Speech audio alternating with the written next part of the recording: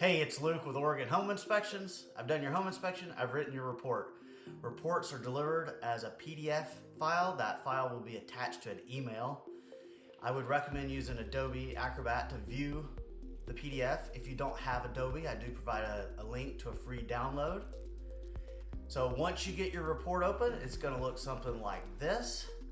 Now that the report is open, let's take a dive into how to navigate it. So on the left, table of contents. Each one of these will represent a section in the report. So by clicking on any of these, that will jump you directly to that section in the report.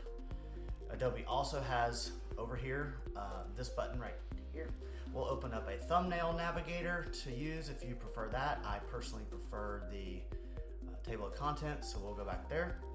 There are some zoom in and zoom out buttons right here. I do use those quite a bit. I'll show you why in a minute. And then there's a page navigator, so you got these arrows right here, and by clicking those, they will go one page at a time. So this third page of my report, I do have a table of contents as well, and these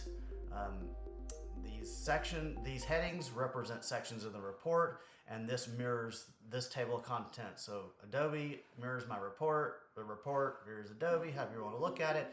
But subsequently, you can click on either the headings in my report, or you can click on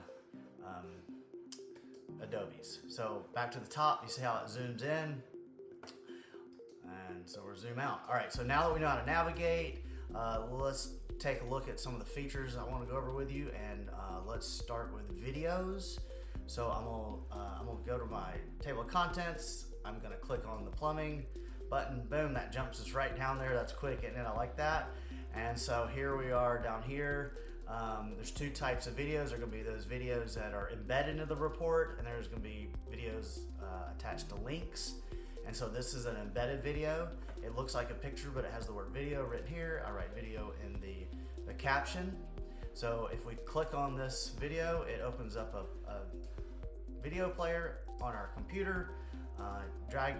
Drag the corner, make it bigger, and then simply click on the play button. The video will play. Once you're done watching the video, you can go over here and X out that video.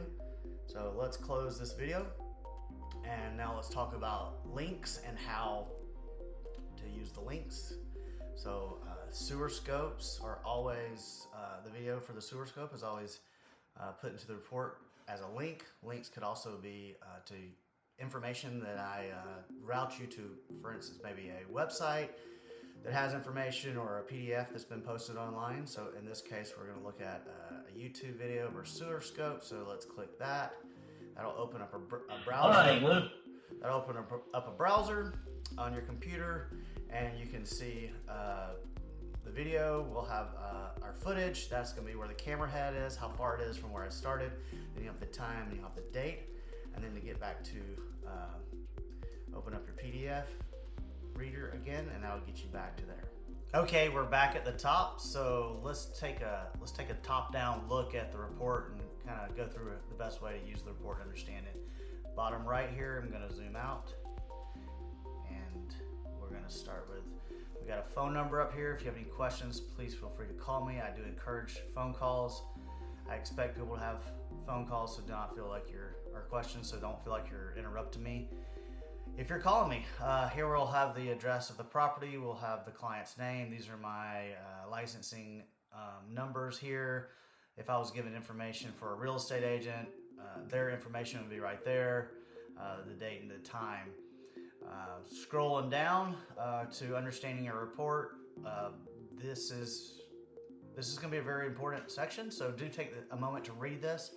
Let me just go through the color of the text. Black text is going to be scope of inspection and things that I'm looking at. Blue is going to be those things, in my opinion, are lesser significance, maintenance, improvement kind of items, and information that's specific to the actual house. And then I will use red to highlight the things I feel, in my opinion, are the most significant out of everything in the report. Just kind of helps you weed through the information and get down to the meat of it. I do like to say that red is relative to the age and the condition of the home. And an example I use to explain that is if it was a brand new home and the only thing was missing was a window screen, I would put that in red. Obviously, it's not the end of the world. It's not a hard fix. It was just the most significant thing. So I tell people, if you have items like, small items in red, then you have good problems to have. All right, let's move down a little bit further and look at our definitions. There's 3 that I'm gonna focus on real quick. I would encourage you to read all of them, but these are the ones you'll see the most. Further evaluation is going to be an item that I just didn't have an answer for, something that would probably be better answered by the occupants of the home or the sellers, or something that is just completely out of my wheelhouse and might need a structural engineer or a specialty contractor. Correction and further evaluation is just that, and I would encourage you again to read this definition. Monitoring is going to be items that are usually more like a wear and tear item. For instance, say take like a crack in a foundation. Most foundations have settling cracks in there, and that's not unusual. But it is something that I did want to point out to you. I did want to let you know that I was aware of it, that I assessed the condition of the foundation. I looked at the house as a whole, the windows, the doors, the walls, to see if that crack was causing any problems, and it didn't. But I did want to put it on your radar. I did want you to know that I had looked at that and made an assessment of the condition for that. So that would be monitoring.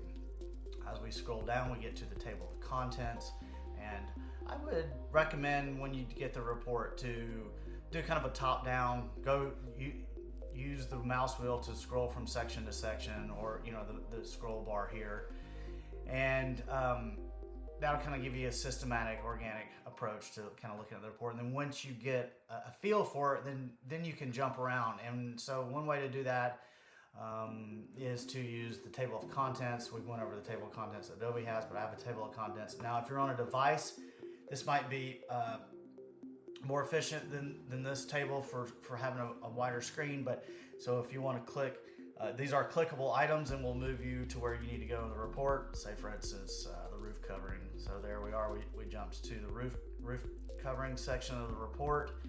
And going back over here to Adobe's table of contents, we can go back to click and go back to the section we want to. Again, I like to zoom out. So down here in the bottom right, we're zooming out. And so that's the table of contents. Next is going to be our report summary, and the report summary are going to be all items in red. So if I made a comment in red, it will be condensed into the very top at the report summary. And these items are categorized by the section that they're in, and there's the subsection, and then there's the page. So you can scroll and find it by going to the page and the item number, or even better, you can just click on that item. So let's go to the exterior section. There's an exterior section I knew that was a real bad one. So let's click on that one, and that's going to take us to that section, the interior section right there. So back to the summary, you can see how fast I'm moving and navigating through here, and that's one of the best things about how this report functions. So there's your report summary, all items in red. Next thing you're going to do is you're going to get right into the report. No fluff, no CYA, just reporting here. All right, so when you get into the report, every section, you can see these are sections. For instance, the roof covering, roof sections. You'll know you're in a new section of the report because the section will be all capital letters in the center and the top of the page. I put all the pictures at the top because this is just the cleanest way to make it easy to read and to systematically go through the different components of each of the sections here. So photos, and then description. This is the black text. Remember, black text is scope of inspection, things I'm looking at. So if you're wondering what I looked at in this section, that is where you'll find that information. Moving down, you'll see descriptions here, and that's going to be description of materials. It could be information on access, or it could be those items that I found over the years are the most frequently asked questions. For instance, is there a drip edge? People always ask me that, so let's just put it in the report, and there it is right there. So once you get past that description area, you're going to get into the subsections of the report. There's going to be, for instance, roof findings here. So we have a further evaluation. It's in blue, and down in the flashings, we have a correction and further evaluation. So you can see that. Now I just want to scroll down real quick to this next section, because you can see the section above was green, and then we're in the roof drainage system, and we're scrolling around. And if you get disoriented or wonder what comments where, you can also use these different colors, or just kind of ways to know that you're in a different section as well, to help you orient yourself throughout the report. And you can see black text, again, black, scope of inspection, descriptions, lesser significant items, and then the most significant. And so it's always going to be in this order, which keeps it nice and easy to read, is black, blue, and then red. So that is kind of the breakdown, and then we just kind of can move through the sections as well using the page scroller here. We can move page by page the report. Now look, I want to just jump down here real quick, and I want to add this in. I'm about done, but I do put information about smoke alarms in here, and I just wanted to touch on this because most of the time I do a home inspection for someone that's older, or maybe elderly people. I find them the ones with smoke alarms that aren't working, smoke alarms that are expired, smoke alarms that aren't in the right places, or no CO2 detector. So just if you know somebody, a relative, or maybe a neighbor, and you think that that's possibly the case, hey, go check on them. See if they have the smoke alarms. Use this document to help them. And if there's anything I can do to help on that, let me know. We have finally the Construction Contractors Board. This is a state of Oregon document. This is not a document I wrote. This is the standards of practice and behavior for a home inspector in Oregon. And if this is the legal definition of what a home inspection is, this is what we all follow as home inspectors. So this can also give you some more information about what scope is. But I've basically taken all these requirements and put those in the report here. So if I, by law, have to inspect do certain things on the exterior of the home, those are these items right here. So if you have any questions, or if anything I can do to help you out, please let me know. I'm happy to help you. If you're a contractor, if you're a realtor, if you're a lender, and there's something I can do to make your job easier, let me know. I'm here to help.